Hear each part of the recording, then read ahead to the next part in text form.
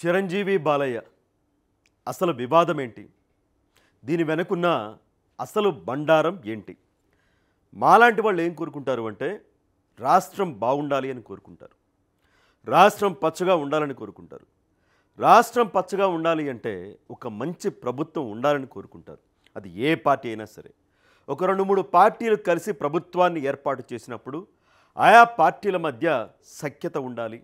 ఆయా పార్టీల మధ్య మర్యాద, ఇచ్చిపుచ్చుకునే ధోరణి ఉండాలి, స్నేహభావం ఉండాలి.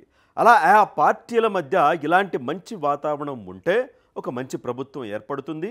ఆ మంచి ప్రభుత్వం ద్వారా రాష్ట్రానికి, రాష్ట్ర ప్రజలకి మంచి జరుగుతుంది అని మనం కోరుకుంటాం. నేనే కాదు, ఎవరైనా అదే కోరుకుంటారు.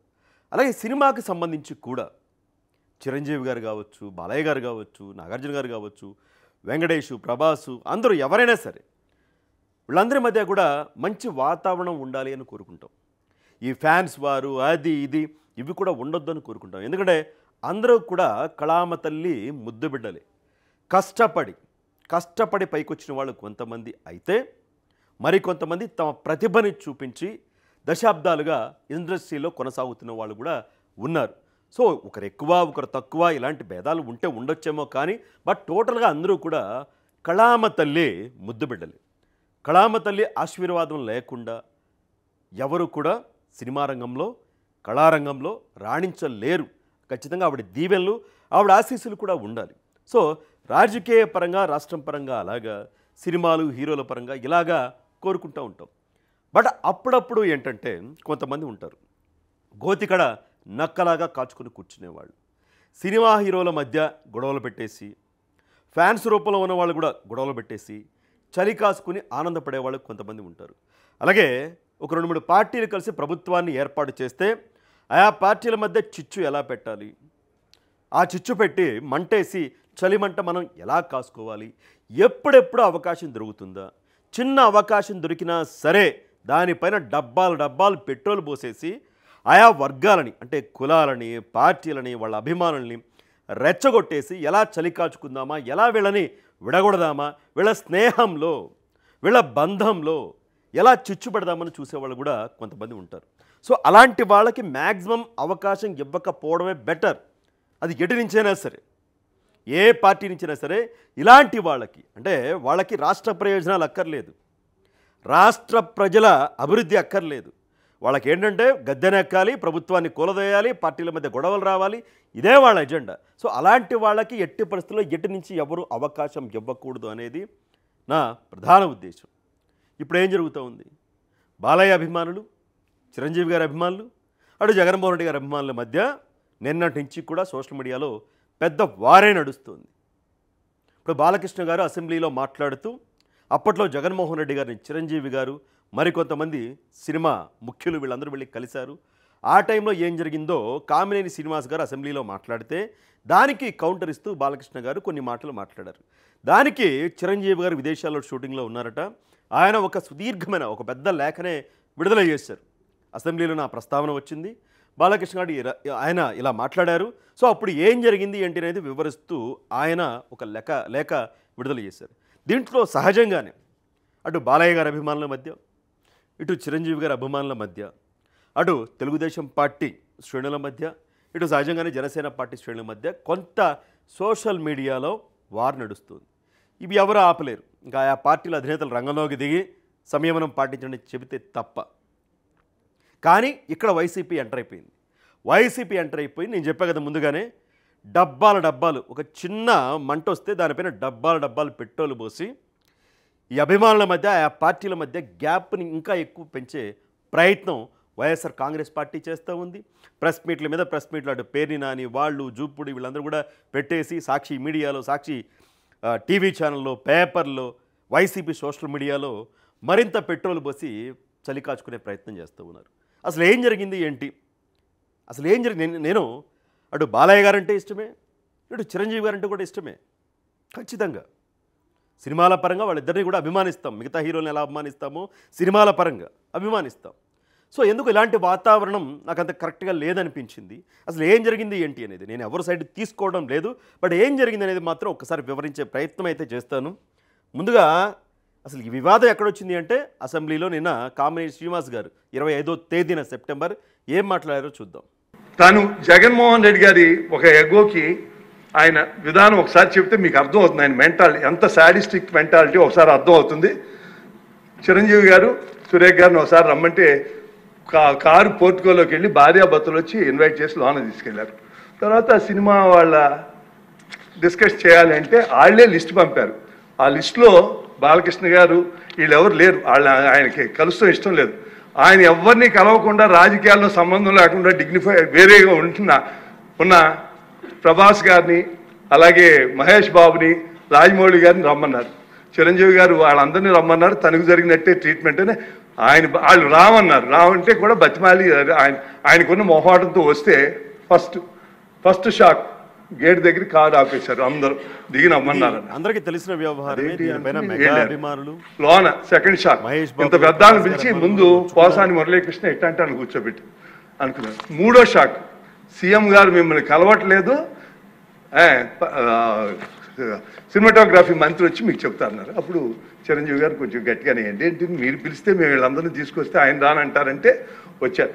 వస్తే ఆయన మంచిగా పెద్దగా ఆయన ఒక రిక్వెస్ట్ చేస్తే, ఒక నిమిషం మీరు తండ్రి లాంటి వాళ్ళు సినిమా ఇండస్ట్రీని జాగ్రత్తగా చూసుకోవాలి, అది బయటికి రిలీజ్ చేస్తే ఎంత అవమానం చేశారని. ఇంతకన్నా సాడిస్ట్ మెంటాలిటీకి ఇంకేం ఎగ్జాంపుల్ కావాలి? వాళ్ళని అవమానం చేయాలా? వాళ్ళు బతుకు వాళ్ళు ఎవరు సంబంధం లేకుండా ఉన్నారు. ఇది కామినేని శ్రీనివాస్ గారు, బీజేపీ ఎమ్మెల్యే. ఆయన ఈ అంశాన్ని లేవనెత్తారు. బాలకృష్ణ గారు తెలుగుదేశం పార్టీ ఎమ్మెల్యే, ఆయన దీనికి కౌంటర్ ఇచ్చారు. ఎవరి గురించి మాట్లాడారు వీళ్ళు?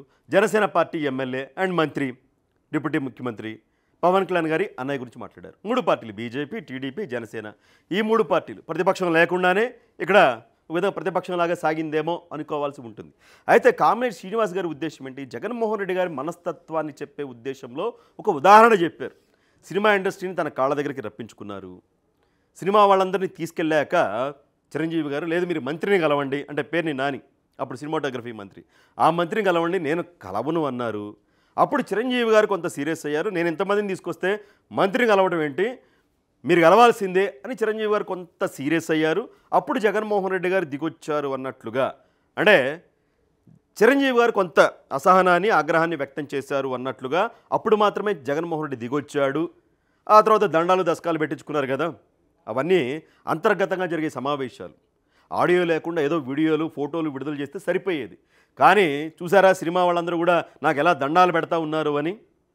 ఆ దండం పెట్టే వీడియో, ఆయన ప్రాధేయపడే వీడియో చిరంజీవి గారు దాని వరకే బయటకు రిలీజ్ చేయడం, బయట గొట్టాలు పెట్టేసి మీరందరూ జగన్మోహన్ రెడ్డి గారి కృతజ్ఞత చెప్పాలి అని రాజమౌళి గారిని, ప్రభాస్ గారిని, మహేష్ గారిని పెట్టి మాట్లాడించడం, వాళ్ళు కూడా కొంత చిన్నబుచ్చుకున్నారు, మొహమాటంగానే మాట్లాడారు.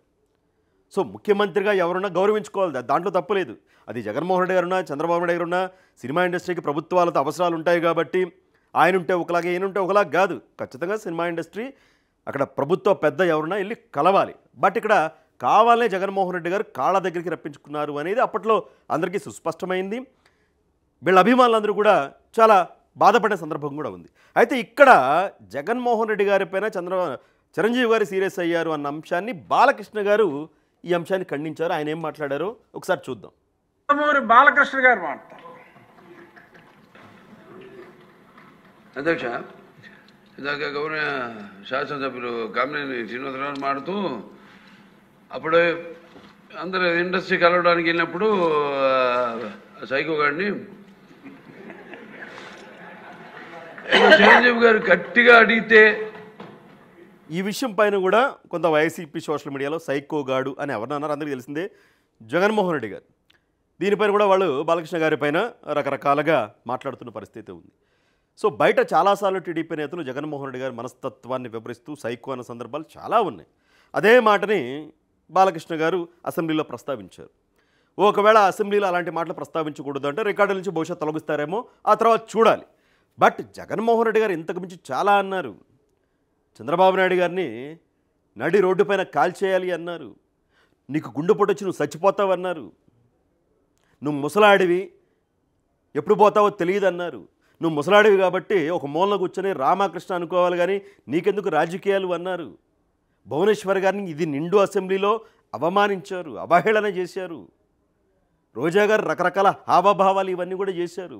సో అసెంబ్లీలో వాళ్ళు ఉన్నప్పుడు వాళ్ళు చేయాల్సిన రచ్చంతా చేశారు, అసెంబ్లీ లోపల బయట. బాలకృష్ణ గారు అన్న మాటతో పోల్చుకుంటే వాళ్ళు చేసిన అవమానాల రచ్చ మామూలు విషయాలు కాదు. సో అది అప్పుడు ఈయన వచ్చాడంది అబద్ధం. గట్టిగా ఎవడు అడగలేదు అక్కడ. అది మీరు అన్నారు ఇందాక, ఏదో గట్టిగా అడిగితే ఈయన వచ్చాడు మళ్ళీ కలవడానికి, లేకపోతే ఏదో సినిమాటోగ్రఫీ మినిస్టర్ కలవమన్నారు అని. ఏంటంటే ఐ డినై దిస్ అండి. అవి మిగతాన్ని ఓకే, అవమానించడం ఆయన ఓకే. ఏదో ఆయన పెద్ద గట్టిగా చెప్తే ఆయన దిగి వచ్చాడంట కలవడానికి, లేకపోతే సినిమాటోగ్రఫీ మినిస్టర్ కలవమన్నాడంట. మనం కూడా నాకు ఇది మొదట్లో చిరంజీవి గారు అని సంబోధించారు బాలకృష్ణ గారు. ఆ తర్వాత ఆయన గట్టిగా అరిస్తే దిగొచ్చాడు అన్నది అబద్ధం అన్నారు. ఆ విషయాలు లెటర్లో చిరంజీవి గారే చెప్పారు. మేము ఎవరిని సీరియస్గా అడిగిందే లేదని చిరంజీవి గారు క్లారిఫికేషన్ ఇచ్చారు. సో బాలకృష్ణ గారు చెప్పిన అంశంలో అంటే గట్టిగా వీళ్ళేమీ అడగలేదు జగన్మోహన్ రెడ్డి గారిని, గట్టిగా అడగలేదు, గట్టిగా అడిగితే దిగొచ్చారు అన్నది ఏదైతే బాలకృష్ణ గారు ప్రస్తావించారో దాంట్లో వాస్తవం ఉంది. కానీ ఆ వాడు డూ అనే పదాలు ఏవైతే ఉన్నావో వీటిపైన అభ్యంతరం వ్యక్తం చేస్తూ ఉన్నారు. అంటే పద్మవిభూషణ్ కదా చిరంజీవి గారు, బాలకృష్ణ గారు సినిమా ఇండస్ట్రీలో ఎంత పెద్ద అగ్రనటులో చిరంజీవి గారు కూడా అలాగే అగ్రనటులు కదా. ఇప్పుడు సినిమా ఇండస్ట్రీ అంటే ఒకప్పుడు ఎన్టీఆర్ గారు, ఏఎన్ఆర్ గారు అనేవాళ్ళు, ఆ తర్వాత మిగతా వాళ్ళ పేర్లన్నీ కూడా ప్రస్తావించేవాళ్ళు. ఇప్పుడు తెలుగు సినిమా ఇండస్ట్రీ అంటే ఇప్పుడు చిరంజీవి గారు, బాలయ్య గారు, వీళ్ళ తర్వాతే మిగతా నటులు ఎంత పాన్ ఇండియా స్టార్లైనా ఎవరైనా సరే చిరంజీవి, బాలయ్య, బాలయ్య చిరంజీవి వాళ్ళతోనే మొదలు పెడుతూ ఉంటారు. అలాంటిది ఆ పదాన్ని వాడకుండా ఉండాల్సింది కదా అని మెగా అభిమానులు కొంత నొచ్చుకుంటున్న పరిస్థితి అయితే ఉంది. ఆయన ఏ కంటెస్ట్లో అన్నారు ఏంటి అనేది ఒకసారి ఎందుకు ట్రిగ్గర్ అయ్యారనేది అది కూడా చూద్దాం ఒకసారి. ఇన్విటేషన్ వచ్చింది ఇక్కడ ఫిల్మ్ డెవలప్మెంట్ ఒక లిస్ట్ తయారు చేయమని. నాది 9వ పేరు వేశారు. అది ఎవరో ఈయన నేను అడిగాను కూడా, బహుశా ఇది రీజన్ కాదు, దుర్గేష్ గారిని కూడా అడిగాను, గౌరవనీయులైన అన్నారు, మంత్రి కూడా అడిగాను ఎవడో అడిగేసిందని. ఇది కొంత అభ్యంతరం వ్యక్తం చేశారు. Respect human being even opposition are us. మొన్న ఎప్పుడో మొత్తానికి ఎఫ్డీసీ ఫిల్మ్ డెవలప్మెంట్ కార్పొరేషన్ సమావేశమో ఏదో జరిగింది. దానికి సంబంధించి పేర్లు ఏవైతే ఉంటాయో దానిలో 9వ పేరు బాలకృష్ణ గారిది వేశారు. ఇప్పుడు కూటమి ప్రభుత్వంలో సినిమా నటులు ఎవరైనా ఉన్నారు అంటే పవన్ కళ్యాణ్ గారు, బాలకృష్ణ గారే. ఇంకా సినిమా నటులు ఎవరూ లేరు. ఇప్పుడు ఇండస్ట్రీ పరంగా చూసుకుంటే చిరంజీవి గారు, బాలయ్య గారు. సో 9వ పేరు వేశారు అని బాలకృష్ణ గారు నొచ్చుకున్నారు. ఆయన కొంత అసంతృప్తి ఉంది. ఎందుకు 9వ పేరు వేశారు అంటే సినిమా పరంగా చూసుకున్నా, ఇటు ప్రభుత్వ పరంగా చూసుకున్నా నా పేరు ఆ మొదట్లో ఉండాలి కదా, అంటే 1, 2, 3 ఆ పేర్లో ఉండాలి కదా. 9వ నెంబర్ పేరు వేశారు అంటే మరి ఎట్లా వేశారు ఏంటో క్లారిటీ లేదు. యాజ్ పర్ ప్రోటోకాల్ ప్రకారం అయితే CM, deputy CM, concern minister, ఆ తర్వాత ఎమ్మెల్యేలు లేదంటే ఆ శాఖకు సంబంధించిన కార్యదర్శులు వీళ్ళ పేర్లు ఉంటాయి. అలా కాకుండా సినిమా నటుల పేర్లు ఎవరైతే ఈ సమావేశానికి రావాలి అనుకుంటున్నారో ఆ నటుల పేర్లు జాబితా తయారు చేసేటప్పుడు ఆ నటుల్లో 9వ నెంబర్ ఏమైనా పెట్టారా? అక్కడ బాలకృష్ణ గారు హట్ అయ్యారా? ఈ క్రమంలో కామినేని శ్రీనివాస్ గారు చిరంజీవి గారికి జరిగిన ఏదైతే అవమానం జరిగిందో అప్పుడు జగన్మోహన్ రెడ్డి గారు వ్యవహరించిన తీరు ఆయనపైన వీళ్ళు సీరియస్ అయ్యారు అని ఏదైతే ఆయన అన్నారో అందుకని ఆ అంశం అంటే నన్ను 9వ నెంబర్ పేరులో పెట్టారు అని ట్రిగ్గర్ అయిపోయి ఆ విధంగా బాలకృష్ణ గారు ఏమైనా మాట్లాడారా? మొత్తానికి ఏదో జరిగింది, సంథింగ్ ఏదో కమ్యూనికేషన్ గ్యాప్ అయితే ఉంది. అదీ కాక సినిమాటోగ్రఫీ జనసేన శాఖ దగ్గర ఉంది, జనసేన పార్టీ దగ్గర ఉంది. కందుల దుర్గేష్ గారు ఆ శాఖ మంత్రిగా ఉన్నారు. సో మొత్తానికి ఆ శాఖ పైన కావచ్చు, ఆ మంత్రిత్వ శాఖ పైన ఏదో ఎక్కడో 9వ నెంబర్ వేశారని బాలయ్య గారికి అసంతృప్తి ఉంది. ఆయన నేను మాట్లాడానని చెప్తా ఉన్నారు. మరి ఆయన ఏం సమాధానం ఇచ్చారు ఏంటి అనేది చూడాలి. సో మొత్తంగా చూస్తే ఎక్కడో బాలకృష్ణ గారు ఈ అంశంలో హర్ట్ అయ్యారు, అందుకనే ఆ విధంగా మాట్లాడారు అని. సో అయినా సరే వ్యక్తం చేసే విధానం ఏదో ఉంటుంది కదా, ఆ విధంగా మాట్లాడకుండా 2, 3 పదాలు వాడు, వీడు, డూ అనే పదాలని అవాయిడ్ చేస్తుంటే బాగుండేది కదా అని మరికొంతమంది. బాలయ్య గారు కోపంలో ఉన్నప్పుడు కొంచెం అలాగే మాట్లాడతారు, ఆయన చిన్నపిల్లాడి మనస్తత్వం, ఆ తర్వాత ఆయనే సర్దుకుంటారని మరికొంతమంది చెప్తా ఉన్నారు. సో ఏది ఏమైనప్పుడు ఇక్కడ ఎలా ఉంది అంటే అటు కూటమి ప్రభుత్వంలో జనసేన, బీజేపీ, టీడీపీ మధ్య మంచి సంబంధాలు ఉండాలి, మంచి ప్రభుత్వం ఉండాలని కోరుకుంటాం. ఎవరి తరపున మాట్లాడితే ఏమవుతుంది, ఎవరిని సమర్థిస్తే ఏమవుతుంది, ఎవరి ఫ్యాన్స్ హర్ట్ అవుతారు, ఎవరి ఫ్యాన్స్ తిట్టేస్తారు, ఇలాంటిది ఉంది. సో అలాంటి సమయంలో నేను అసలు వాస్తవం ఏం జరిగింది ఏంటి అనేది వివరించదలుచుకున్నా, అంతే మాత్రం ఎవరి సైడ్ ఇక్కడ తీసుకోవట్లేదు. ఈ టీ కప్లో తుఫాన్ లాంటి వివాదం సమసిపోవాలనే కోరుకుంటాం ఖచ్చితంగా. అలాగే ఆ తరువాత చిరంజీవి గారు ఒక లేఖను విడుదల చేశారు. ఆయన ఏమైనా విడుదల చేశారు, ఇది ఆయన షూటింగ్లో ఉన్నట విదేశాల్లో.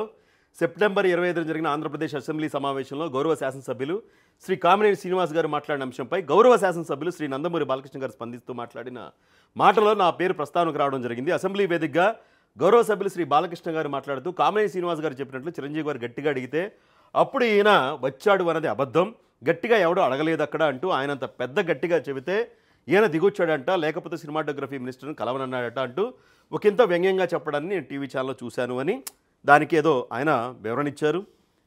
ఈ వివరణలో భాగంగా ఒకసారి సినిమా భార్య సమేతంగా వెళితే లంచ్ అయింది, ఆ తర్వాత మరలా కలుస్తాను అని చెప్పాను. సినిమా ఇండస్ట్రీ పెద్దలు దర్శక నిర్మాతలు కొంతమందిని ఎగరికొచ్చి టికెట్ల రేట్లు తగ్గాయి, సో ఇలా అయితే కష్టం, భారీ బడ్జెట్ సినిమాలు ఉన్నాయి, మనం ఒకసారి కలుద్దాము అంటే నేను అప్పటి సినిమాటోగ్రఫీ మినిస్టర్ పేరుని నానికి ఫోన్ చేశాను. 5 మాత్రమే రావాలి, కోవిడ్ అన్నారు. లేదంటే 10 మంది వస్తామని నేనే అడిగాను. సో ఆ తర్వాత మేము వెళ్ళాక అక్కడ మీటింగ్ జరిగింది, సమస్యలు వివరించాము, టికెట్ల రేట్లు పెంచబట్టే బాలకృష్ణ గారు వీరసింహారెడ్డి సినిమాకి టికెట్ల రేట్లు పెరిగాయి, నా వాల్తేరు వీరయ్య సినిమాకి కూడా టికెట్ల రేట్లు పెరిగాయి. నేను సామాన్యుడితో అయినా సరే సీఎంతో అయినా సరే ఒకేలాగా మాట్లాడతాను, ఒకేలాగా వ్యవహరిస్తాను అని ఆయన వివరణ ఏదో సంథింగ్ ఆయన ఇచ్చారు. అంటే అక్కడ జగన్మోహన్ రెడ్డి గారిపైన ఆగ్రహం వ్యక్తం చేయలేదు అని ఆయనే చెప్పారు. మేము వెళ్ళాము, సాదరంగా ఆహ్వానించారు అని కూడా చిరంజీవి గారే చెప్పారు. బట్ చిరంజీవి గారు ఇక్కడ హర్ట్ అవ్వలేదేమో కానీ జగన్మోహన్ రెడ్డి గారు వ్యవహరించిన తీరుకు మాత్రం చిరంజీవి గారి అభిమానులు హర్ట్ అయ్యారు, పవన్ కళ్యాణ్ గారు హర్ట్ అయ్యారు. అంత పెద్ద స్టార్ వెళ్ళి చేతులు జోడించి నమస్కరిస్తూ ఉంటే జగన్మోహన్ రెడ్డి గారు ప్రతి నమస్కారం చేయకుండా, లేదంటే మీరు పెద్దవాళ్ళు మీరు నమస్కారం పెట్టడం ఏంటి అనకుండా 2 చేతులు కట్టుకొని ముసిముసి నవ్వులు నవ్వడం, పోసాని కృష్ణమురళితో అలీ వాళ్ళ లాంటితో కూర్చోబెట్టడం, అంటే వాళ్ళని తక్కువ చేయట్లేదు కానీ కూర్చోబెట్టడం, చిరంజీవి గారు దండం పెట్టిన వీడియోలు మాత్రమే రిలీజ్ చేయడం విత్ ఆడియో. చిరంజీవి గారి అభిమానులు జీర్ణించుకోలేకపోయారు. అప్పట్లో జగన్మోహన్ రెడ్డి గారి పైన పెద్ద ఎత్తున మండిపడ్డారు. పవన్ కళ్యాణ్ గారు కూడా చాలా సందర్భాల్లో మా అన్నయ్యని ఈ విధంగా అవమానించారు అని ఆయన కూడా హర్ట్ అయ్యారు. బట్ వీళ్ళందరూ హర్ట్ అయ్యారు. బట్ మరి ఇక్కడ లేఖ చూస్తుంటే చిరంజీవి గారు పెద్దగా హర్ట్ అయినట్టు కనిపించట్లేదు. ఆయన హర్ట్ అయినా అవ్వకపోయినా ఆయన అభిమానులు అయితే హర్ట్ అయ్యారు, ఇది వాస్తవం. బాలకృష్ణ గారు కూడా ఏమన్నారు ఆ వీడియోలో, జగన్మోహన్ రెడ్డి అవమానించాడు వీళ్ళని, అదైతే నిజం అని చెప్పారు. అంటే చిరంజీవి గారిని, మిగతా నటీనటుల్ని, దర్శకుల్ని, నిర్మాతల్ని జగన్మోహన్ రెడ్డి గారు అవమానించింది నిజమే అని బాలకృష్ణ గారే అన్నారు. ఎస్, వీళ్ళకి అవమానం జరిగిందని. బట్ జగన్మోహన్ రెడ్డి గారిపైన సీరియస్ అయ్యారు అనేది వాస్తవం కాదు అన్నారు. ఈ లెటర్లో కూడా అది వాస్తవం కాదు అని తేలిపోయింది. సో అది మొత్తంగా. సో ఇక్కడ జరిగింది ఏంటంటే ఎక్కడో మిస్కమ్యూనికేషన్, చిన్న గ్యాప్ ఎక్కడో ఉంది. ఆ గ్యాప్ని ఫిల్ చేసుకుంటే సర్వేజన సుఖినో భవంతు, కలిసి ఉంటే కలదు దుసుకో, ఆల్ ఈజ్ వెల్ అనుకోవాలి. అలా అవ్వాలనే కోరుకుంటా ఉన్నాం. అయితే ఇక్కడ చూసారా, నేను సైకో అన్నారు కదా బాలకృష్ణ గారు. సాక్షిలో హెడ్డింగు మా జగన్మోహన్ రెడ్డి గారిని ఈ మాట అంటారా, ఒక మాజీ ముఖ్యమంత్రిని పట్టుకొని నిండు అసెంబ్లీలో ఎమ్మెల్యే బాలకృష్ణ ఈ విధంగా మాట్లాడతారని హెడ్లైన్ అది ఉంటుంది అనుకున్నాను నేను. బట్ అది ఉండలా. వాళ్ళకి కావాల్సింది ఏంటి, చిచ్చు పెట్టడం. చిరు ఎవడు, నేరుగా చిరు ఎవడు అనలా, కొన్ని డూ పదాలు వచ్చినాయి కానీ అసలు చిరంజీవి ఎవడు అని బాలకృష్ణ ఆ పదాన్ని వాడాల. బట్ వీళ్ళు పెట్టేసి అసెంబ్లీ వేదికగా బాలకృష్ణ అనుచిత వ్యాఖ్యలని. ఇక చూడండి, పరిశ్రమ పెద్దలు మాజీ సీఎం జగన్ కలిసిన సందర్భంగా గట్టిగా ఎవడో అడగలేదంటూ చిరంజీవిని ఉద్దేశించి వ్యాఖ్య, మాజీ సీఎం వైఎస్ జగన్ పైన బాలకృష్ణ పరుష వ్యాఖ్యలు, ఇది కింద ఎక్కడో వేశారు. వెంటనే బాలయ్య వ్యాఖ్యలను తీవ్రంగా ఖండించిన చిరంజీవి, అమెరికా నుంచి ప్రకటన విడుదల, జగన్ తనను సాధారణంగా భోజనానికి ఆహ్వానించి గౌరవించారన్న మెగాస్టారు, నాడు తాము చర్చించిన మీదటే వీరసింహారెడ్డి వాల్తేరు వీరయ్య సినిమా టికెట్లు పెంచారన్న చిరంజీవి, ఇలా ఒక పెద్ద వార్త రాసిచ్చారు. అంటే పర్లేదు, మా జగన్మోహన్ రెడ్డి గారు తిట్టినా పర్లేదు, మాకు అంతకు మించిన స్టఫ్ దొరికింది. చిరంజీవి బాలయ్య, పవన్ కళ్యాణ్ గారు బాలయ్య, వీళ్ళ అభిమానుల మధ్య చిచ్చు పెట్టడం, టీడీపీ జనసేన మధ్య చిచ్చు పెట్టడం అని ఇంత పెద్ద హెడ్డింగ్ పెట్టేసి రాసేసారు. నేను ఎక్స్పెక్ట్ చేసింది జగన్ని సైకో అంటారా బాలకృష్ణ, అదే ఎక్స్పెక్ట్ చేశా. ఆ హెడ్డింగ్ పెట్టినా సరే కొంత అర్థం ఉండేది. బట్ ఇది పెట్టారు అంటేనే వీళ్ళ ఉద్దేశం ఏంటి, వెనక ఏం జరుగుతుందో అర్థం చేసుకోవాల్సిన అవసరం కనిపిస్తుంది. అంతేకాకుండా బాలకృష్ణ గారి గురించి పాత విషయాలన్నీ కూడా తీసుకొచ్చి అవి కూడా రాసేసి ముడిపెట్టి చెప్పా కదా, పెట్రోల్ పోయాల ప్రయత్నం అయితే జరుగుతూ ఉంది. ఒక ట్రాప్ అయితే నడుస్తూ ఉంది. ఆ ట్రాప్లో అయితే అభిమానులు, పార్టీల కార్యకర్తలు పడొద్దు అనేది నా ఉద్దేశం. ఎక్కడో చిన్న గ్యాప్ ఉంది, ఆ గ్యాప్ ఫిల్ అయితే ఇలాంటివి ఉండకపోవచ్చు. ఇవిడే పైన బాలయ్య చిరంజీవి ఈ వివాదం పైన, వైసీపీ ఎంటర్ కావడం పైన మీ అభిప్రాయాన్ని కూడా కమెంట్ రూపంలో తెలియజేయండి.